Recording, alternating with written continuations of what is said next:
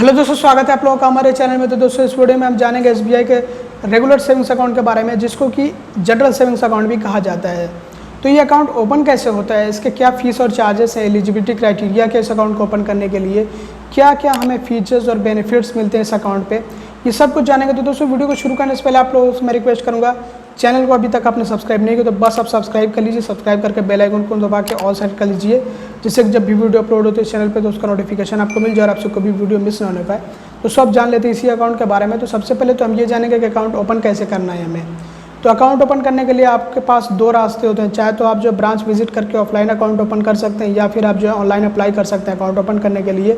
तो ऑनलाइन में क्या है कि आपको एसबीआई की वेबसाइट पे विजिट करना होगा। वहाँ पे आपको जो ऑनलाइन का ऑप्शन मिलता है कि आप कैसे जो है ऑनलाइन अप्लाई करें अकाउंट ओपन करने के लिए। तो सिर्फ आपको जो सभी अपनी जो डिटेल्स वगैरह होती है, जैसे फॉर्म होता है ना अकाउंट ओपनिंग का, जैसे आप ब्रांच जाके वहाँ पे फॉर्म फिलअप करते हैं, बिल्कुल वैसे ही आपको ऑनलाइन भी फिलअप करना होगा पूरी एक डिटेल।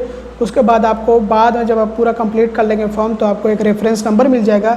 वही रेफरेंस नंबर आपको अपने डॉक्यूमेंट्स के साथ में लेकर जाना होता है आपके ब्रांच में, जिस भी ब्रांच को आपने चूज़ किया वहाँ पे।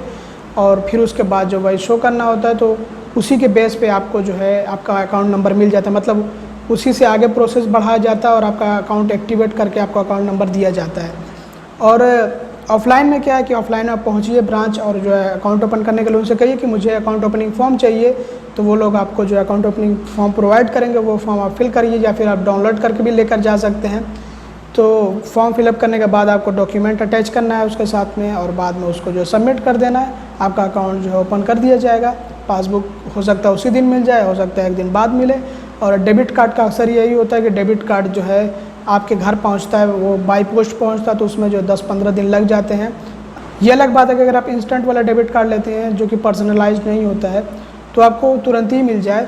लेकिन पता नहीं आज के टाइम में वो वाला डेबिट कार्ड आपको मिलता है या नहीं, क्योंकि जो मैंने एक्सपीरियंस किया, जो मैंने मतलब मेरा अकाउंट जो है वो जब मैंने ओपन किया तो मुझे तुरंत डेबिट कार्ड नहीं मिला था। उसके लिए मुझे जो है कम से कम 10-15 दिन लग गए। तो उसके बाद जो बाई पोस्ट से मुझे जो मेरा डेबिट कार्ड मिला था, और ऐसे ही जो है दूसरे लोगों को भी मिलता है। तो ये प्रोसेस होता है अकाउंट ओपन करने का। बहरहाल दोस्तों, आप जान लेते हैं इस अकाउंट के जो फीस और चार्जेस के बारे में, जो कि इस वीडियो का सबसे ज़्यादा इंपॉर्टेंट पार्ट है और जो आपको बिल्कुल भी मिस नहीं करना है, और एकदम ध्यान से चार्जेस को जो है सुनना है। दोस्तों, अगर आपने अकाउंट ओपन करा लिया और आपको जो एसबीआई पसंद नहीं है या इसकी सर्विसेज वगैरह पसंद नहीं है, आपको अकाउंट क्लोज़ करवाना है, तो अकाउंट क्लोज़र के जो चार्जेस होते हैं दोस्तों कुछ इस तरह से होते हैं कि अगर आपने अकाउंट ओपन किया और 14 दिन के अंदर अंदर अगर आप ये चाहते हैं कि मेरा अकाउंट बंद हो जाए, तो 14 दिन के अंदर अंदर आप अपना अकाउंट बंद करवाते तो कोई आपसे चार्ज नहीं लिया जाएगा। लेकिन वही है कि अगर 14 दिन बीत गए तो फिर अगर आप अपना अकाउंट क्लोज़ करवाते हैं 14 दिन से लेकर के 1 साल के अंदर अंदर तक, तो आपसे 500 रुपये का चार्ज लिया जाएगा। उसमें जीएसटी भी जोड़ा जाएगा, और जितने भी यहाँ पे फ़ीस और चार्जेस हैं पहले ही आप जान लीजिए कि सब में जीएसटी अलग से जोड़ा जाएगा। तो 14 दिन से लेकर के 1 साल के बीच तक अकाउंट क्लोज़ करवाने पे 500 रुपये का चार्ज पड़ेगा। लेकिन 1 साल बीत गया, यानी कि 1 साल से ज़्यादा हो गया टाइम, और अपना अकाउंट आप क्लोज़ करवाते हैं, तब तो ऐसे में कोई आपसे चार्ज नहीं लिया जाएगा। तो इस तरह से जो अकाउंट क्लोज़र के लिए चार्ज हमसे लिया जाता है। एटीएम किट जो आपके एड्रेस पे भेजी जाती है बाय पोस्ट या फिर बाय कुरियर, तो अगर वो जो रिटर्न हो जाती है क्योंकि एड्रेस गलत दिया हुआ है, आपने एड्रेस जो सही नहीं दिया, तो फिर ऐसे में क्या होगा कि उसके लिए 100 रुपये आपसे चार्ज ले लिया जाएगा। चेकबुक, तो दोस्तों चेकबुक आपको इस अकाउंट पे जो है साल भर में 10 लीव्स की फ्री मिल जाती है। जो फर्स्ट वाली होती है 10 लीव्स की, वो फ्री मिलती है। उसके बाद अगर आप जो चेकबुक लेंगे तो उसके लिए आपसे चार्ज लिया जाएगा। और जो चार्ज होगा दोस्तों 10 लीव्स की चेकबुक का जो है जो चार्ज होगा वो होगा 40 रुपये, और 25 लीव्स की चेकबुक का जो चार्ज होगा दोस्तों वो होगा 75 रुपये। तो इस तरह से आपसे चार्ज लिया जाएगा। और अगर आप इमरजेंसी में जो है लेते हैं चेकबुक, तो 10 लीव्स की चेकबुक का चार्ज होगा 50 रुपये। तो इस तरह से आपसे जो चार्ज लिया जाता है चेकबुक के लिए। दोस्तों, चेक या फिर बिल किसी दूसरे बैंक का है, आपने जो है अपने इस अकाउंट में, अपने एसबीआई के इस अकाउंट में डिपॉजिट किया और वो बिना पे हुए रिटर्न हो जाता है, तो ऐसे में आपको उसके लिए चार्ज देना होगा। अगर 1 लाख रुपए तक का चेक है या फिर बिल है, तो उसके लिए आपको 150 रुपये का चार्ज देना होगा। और 1 लाख से ज़्यादा का है तो उसके लिए आपको जो है 250 रुपये का चार्ज देना होगा। अब दोस्तों, आपका एसबीआई का जो चेक है आपने उसको इशू किया और वो रिटर्न हो जाता है क्योंकि आपके अकाउंट में पैसे वगैरह नहीं है, मतलब इनसफिशिएंट बैलेंस होने की वजह से समझिए आपका चेक बाउंस हो गया, तो ऐसे में आपसे 500 रुपये का चार्ज लिया जाएगा। यहाँ पे मैटर नहीं करता कि कितने अमाउंट का आपका जो चेक है, ये कोई भी मैटर नहीं करता है। 500 रुपये का सीधा सीधा आपसे चार्ज ले लिया जाएगा। और इस साल भर में अगर 3 बार होता है दोस्तों, तो 3 बार आपसे जो 500-500 रुपये का आपसे चार्ज लिया जाएगा, यानी कि 3 बार की लिमिट दी जाती है। 3 बार से ज़्यादा अगर आपका जो है चेक बाउंस हो गया 1 साल के अंदर अंदर ही, तो फिर उसके बाद से जो चौथे जो चेक के लिए, अगर आपका चौथा चेक रिटर्न हुआ है, मतलब बाउंस हुआ है, तो उसके लिए आपको 1000 रुपये का चार्ज देना होगा। और दोस्तों चेक रिटर्न होता है अगर टेक्निकल इशू के चलते, तो उसके लिए भी 150 रुपये का चार्ज लिया जाएगा। दोस्तों बात करें फ़ंड ट्रांसफ़र की, जैसे NEFT, RTGS, तो इनके ज़रिए से अगर आप जो है फ़ंड ट्रांसफ़र करते हैं, पैसे वगैरह भेज रहे हैं ऑनलाइन, यहाँ पे बात करें जैसे कि इंटरनेट बैंकिंग से या फिर जो है मोबाइल बैंकिंग से, जिसमें कि योनो भी शामिल है, तो 2 लाख से ऊपर तक का अमाउंट आप जो है NEFT के ज़रिए से बिना चार्ज के भेज सकते हैं, यानी कि किसी तरह का कोई भी आपसे चार्ज नहीं लिया जाएगा। और RTGS में भी ये 5 लाख से ऊपर तक का अमाउंट आप जो है भेज सकते हैं, यानी कि कोई आपसे चार्ज नहीं लिया जाएगा। NEFT और RTGS का कोई चार्ज नहीं है अगर आप ऑनलाइन करते हैं तो, इंटरनेट बैंकिंग या फिर मोबाइल बैंकिंग से। तो बात करते हैं NEFT और RTGS अगर आप ब्रांच से करते हैं तो उसके लिए क्या चार्ज लगते हैं। तो NEFT की बात करें तो 10,000 तक का अमाउंट है, तो उसके लिए आपको 2 रुपये का चार्ज देना होगा। 10,000 से ज़्यादा का अमाउंट है, यानी कि 10,000 से लेकर के 1 लाख तक का अमाउंट है, तो उसके लिए आपको 4 रुपये का चार्ज देना होगा। और इससे ज़्यादा का अमाउंट है, 1 लाख से लेकर के 2 लाख तक का अमाउंट है, तो उसके लिए आपको जो है 12 रुपये का चार्ज देना होगा। और इससे ज़्यादा का अगर अमाउंट है, 2 लाख से ऊपर का अमाउंट है, तो उसके लिए आपको 20 रुपये का चार्ज देना होगा। दोस्तों बात करें RTGS की, तो RTGS के ज़रिए से अगर आप फंड ट्रांसफ़र करते हैं, तो ऐसे में अगर आपका अमाउंट जो है 2 लाख से लेकर के 5 लाख तक का है, तो आपसे जो है 20 रुपये का चार्ज लिया जाएगा। और 5 लाख से ऊपर का आपका अमाउंट है तो आपसे 40 रुपये का चार्ज लिया जाएगा। इन सभी चार्जेस में आपसे GST भी जोड़ा जाएगा।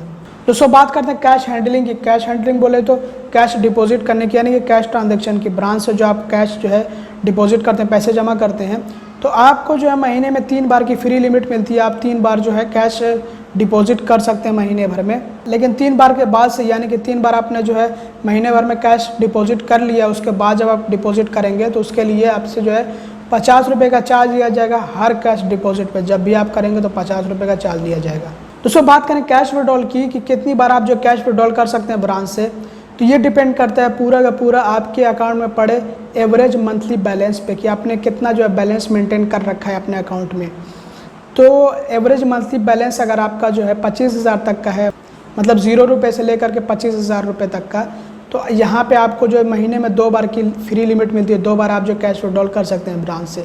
और इससे ज़्यादा अगर आपने जो है एवरेज मंथली बैलेंस मेंटेन कर रखा है, यानी कि 25,000 से लेकर के 50,000 तक, तो फिर आपको जो 10 बार की फ्री लिमिट मिलती है। 10 बार आप जो कैश विड्रॉल कर सकते हैं ब्रांच से।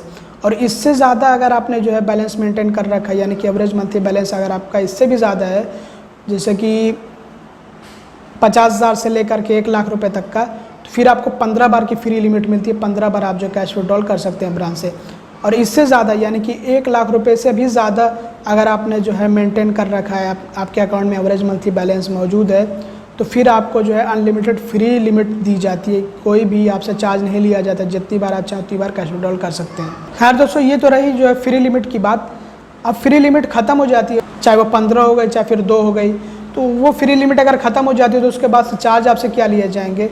तो जो चार्ज होंगे दोस्तों, वो 50 रुपये के होंगे पर ट्रांजैक्शन की। जितनी बार भी आप ट्रांजैक्शन उसके बाद से करेंगे, फ्री लिमिट के बाद से 50 रुपये आपसे चार्ज लिए जाएंगे। नॉन होम ब्रांच से दोस्तों आप 50,000 रुपये तक का जो कैश विड्रॉल कर सकते हैं, यही आपको फ्री लिमिट मिलती है। इसके बाद से वही 50 रुपये का चार्ज आपसे लिए जाएंगे, याद रखिए। दोस्तों बात करते हैं ATM ट्रांजैक्शन चार्जेस की। तो सबसे पहले हम जानेंगे SBI के ATM से जो आप ट्रांजैक्शन करते हैं उसके क्या चार्जेस होते हैं। तो ये भी पूरा का पूरा जो ATM ट्रांजैक्शन चार्जेस है, ये भी डिपेंड करता है कि आपके अकाउंट में जो एवरेज मंथली बैलेंस कितना है। तो ये भी थोड़ा सा कॉम्प्लिकेटेड सा लग सकता है। तो जिनके अकाउंट में जो 25,000, यहाँ पे हम बात कर रहे हैं SBI के ATM से जो आप ट्रांजैक्शन करते हैं उसकी, तो जिनके अकाउंट में 25,000 रुपये तक जो बैलेंस जो मेंटेन रहता है, यानी कि एवरेज मंथली बैलेंस, तो 0 रुपये से लेकर 25,000 रुपये तक की बात कर रहे हैं यहाँ पे, आप समझिएगा इसको। तो आपको 5 बार की फ्री, यानी कि उनको 5 बार की फ्री लिमिट मिलती है महीने में, जिनके अकाउंट में 25,000 रुपये तक जो है एवरेज मंथली बैलेंस मेंटेन होते हैं। 5 बार की फ्री लिमिट मिलती है, जिसमें कि फाइनेंशियल और नॉन फाइनेंशियल ट्रांजैक्शन दोनों होते हैं। यानी कि फाइनेंशियल ट्रांजैक्शन जैसे कि कैश विड्रॉल, और नॉन फाइनेंशियल ट्रांजैक्शन जैसे कि पिन चेंज करना हो गया, या फिर जो है मिनी स्टेटमेंट चेक करना हो गया, फिर बैलेंस चेक करना हो गया। तो इस तरह के जो है ट्रांजैक्शन जो होते हैं वो नॉन फाइनेंशियल ट्रांजैक्शन कहलाते हैं। अपने अक्सर वीडियो में मैं इसको एक्सप्लेन करता हूँ। खैर बहरहाल हो गई बात जो है 25,000 रुपये वालों तक की। लेकिन जिनके अकाउंट में 25,000 से ज़्यादा का बैलेंस होता है, यानी कि एवरेज मंथली बैलेंस 25,000 से ज़्यादा का जिनके अकाउंट में होता है, उनको अनलिमिटेड जो है फ्री ट्रांजैक्शन मिलता है। जितनी बार चाहें उतनी बार जो है वो SBI के ATM से चाहे फाइनेंशियल ट्रांजैक्शन करें, कैश विड्रॉल करें या फिर नॉन फाइनेंशियल ट्रांजैक्शन करें, पिन चेंज करें, मिनी स्टेटमेंट चेक करें, बैलेंस इंक्वायरी करें, पूरा फ्री होता है। तो कुछ इस तरह से आपको जो है ATM ट्रांजैक्शन के चार्जेस देने पड़ते हैं। अभी आपको बताऊंगा चार्जेस कि चार्जेस क्या होते हैं। चार्जेस तो वैसे जो है सभी बैंकों के लगभग वही होते हैं जो ATM ट्रांजैक्शन के चार्जेस होते हैं, लेकिन यहाँ पे आपको इस तरह से फ्री लिमिट दी जाती है कि जैसे जैसे आप अपने अकाउंट में बैलेंस मेंटेन करके रखेंगे वैसे वैसे आपको जो है अच्छी अच्छी सुविधाएँ मिलेंगी। और दोस्तों अदर बैंक के ATM से बात करें तो यहाँ पे मेट्रो सिटी के लिए आपको 3 बार की फ्री लिमिट मिलती है फाइनेंशियल और नॉन फाइनेंशियल ट्रांजैक्शन की, और नॉन मेट्रो सिटीज़ के लिए यानी कि नॉन मेट्रो लोकेशंस के लिए आपको 5 बार की फ्री लिमिट मिलती है, जिसमें फाइनेंशियल और नॉन फाइनेंशियल ट्रांजैक्शन दोनों ही शामिल होते हैं। और यहाँ पे आपको फिर से एक बात ध्यान देनी है कि जिनके अकाउंट में 1 लाख से ज़्यादा का बैलेंस होता है, यानी कि एवरेज मंथली बैलेंस जिनके अकाउंट में 1 लाख से ज़्यादा का होता है, उनको अदर बैंक के ATM पे भी पूरी तरीके से छूट होती है, यानी कि अनलिमिटेड फ्री ट्रांजैक्शन होते हैं।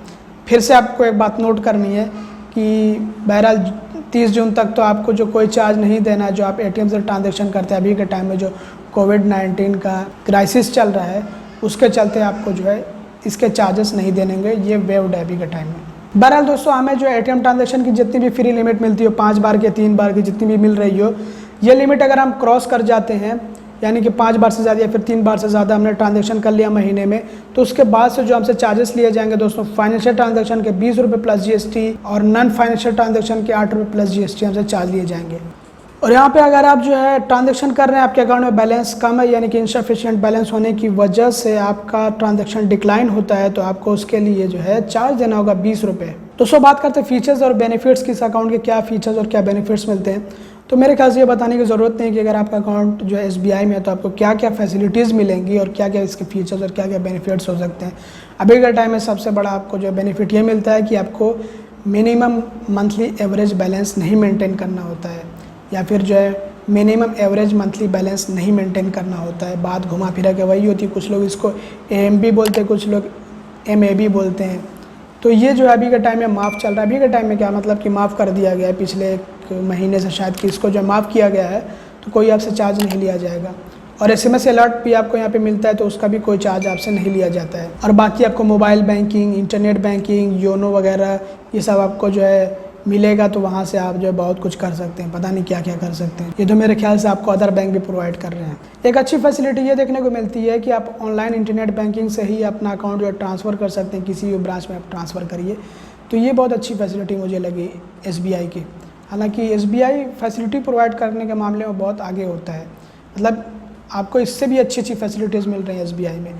बहुत सारी ऐसी चीज़ें हैं जो आप ऑनलाइन घर बैठे कर सकते हैं, ब्रांच विजिट करने की ज़रूरत नहीं होती अगर आपका अकाउंट SBI में है। तो जब आप अपना अकाउंट ओपन कर लेंगे तो बाद में खुद ही आपको पता लगने लग जाएगा। और यहाँ पे मैक्सिमम बैलेंस रखने पे कोई लिमिट वगैरह नहीं है, जितना चाहे आप मैक्सिमम बैलेंस रखिए। एलिजिबिलिटी क्राइटेरिया में दोस्तों जो आपकी एज होनी चाहिए वो 18 या इससे ऊपर की होनी चाहिए, तो ये आप अकाउंट ओपन कर सकते हैं, नहीं तो आपको माइनर अकाउंट चूज़ करना चाहिए। और इंडियन सिटीज़न होना ज़रूरी है इस अकाउंट को ओपन करने के लिए। और दोस्तों डॉक्यूमेंट्स में KYC डॉक्यूमेंट्स जैसे आजकल चल रहा है आधार कार्ड और पैन कार्ड, मतलब एकदम पूरा कंपलसरी बना दिया गया है। बहरहाल जिनके पास नहीं है उनके लिए और भी अदर यहाँ पे देख सकते हैं कि डॉक्यूमेंट्स है, KYC डॉक्यूमेंट्स पूरी लिस्ट है। तो एक तो होता है आपका ID प्रूफ के तौर पे काम करता है, एक होता है आपका एड्रेस प्रूफ के तौर पे काम करता है। तो आप अकाउंट ये ओपन कर सकते हैं ईजिली। बहरहाल दोस्तों अकाउंट जो है आप ब्रांच से ओपन कर सकते हैं बहुत ही आसानी के साथ। लेकिन जब मैं अकाउंट ओपन करने गया था तो उन्होंने मुझसे ये पूछा था कि आपका जो किसी अदर ब्रांच में यानी कि SBI में ही आपका अकाउंट है, तो मैंने बोला था कि नहीं, क्योंकि उन्होंने वहाँ पे मुझे कहा था कि अगर आपका किसी अदर ब्रांच में यानी कि अगर आपका अकाउंट SBI में ऑलरेडी मौजूद है तो आप अकाउंट दोबारा से नहीं ओपन कर सकते हैं। तो उन्होंने मुझसे कुछ ऐसा बोला था। तो मैं भी आपको ये बता देना चाहता हूँ कि अगर ऑलरेडी आपका अकाउंट है SBI में तो दोबारा आप क्या ओपन कराएंगे। सेविंग्स अकाउंट की यहाँ पे बात कर रहा हूँ मैं, हालांकि करंट अकाउंट और सेविंग्स अकाउंट और भी बहुत सारे तरह के अकाउंट होते हैं, वो आप जो है ओपन करा सकते हैं, वो कई हो सकते हैं, उसमें कोई दिक्कत नहीं है। बहरहाल दोस्तों ये था SBI का रेगुलर सेविंग्स अकाउंट। तो मैंने ये वीडियो सिर्फ इसलिए बनाई थी क्योंकि मुझे चार्जेस एक्सप्लेन करने थे आपको कि इसके चार्जेस वगैरह कैसे होते हैं, क्या होते हैं। तो जैसे कि आपने देखा कि चार्जेस कितने सही हैं, मतलब कि ज़्यादा चार्जेस नहीं ले रहा है आपसे SBI, और बाकी दूसरे बैंकों से आप कंपेयर करेंगे, प्राइवेट सेक्टर बैंकों से, तो उनके चार्जेस बहुत ज़्यादा होते हैं, जबकि SBI भी कम नहीं है, बहुत अच्छी आपको सर्विस प्रोवाइड करता है। तो दोस्तों बस यही था इस वीडियो में। उम्मीद करता हूँ वीडियो आपको पसंद आएगी। अगर आपको वीडियो पसंद आए तो लाइक कर दीजिए, चैनल को सब्सक्राइब करिए, वीडियो को शेयर करिए अपने दोस्तों के साथ, और कोई भी डाउट हो, कुछ भी पूछना हो, कमेंट ज़रूर करिएगा। वीडियो देखने के लिए आप लोगों को बहुत बहुत धन्यवाद।